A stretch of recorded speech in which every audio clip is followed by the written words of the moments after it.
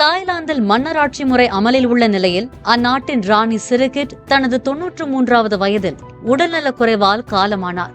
இதனால் அந்நாட்டின் மக்கள் தொடர்பு துறை சில அறிவிப்புகளை வெளியிட்டுள்ளது. ராணியின் மறைவையொட்டி அந்நாட்டின் அரசு அலுவலகங்கள் மற்றும் பள்ளிகளில் 30 நாட்களுக்கு தேசிய கொடி அரைக்கம்பத்தில் பறக்கவிடப்படும்.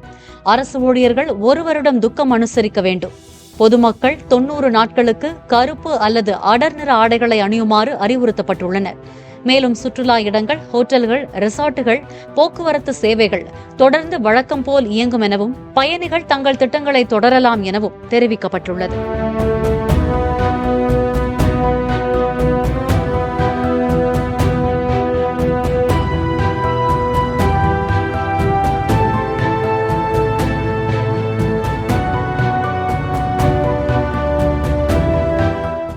பிளே ஸ்டோர் மற்றும் ஆப் ஸ்டோரில் இருந்து பாலிமர் செயலியை QR கோடு மூலம் பதிவிறக்கம் செய்யுங்கள்.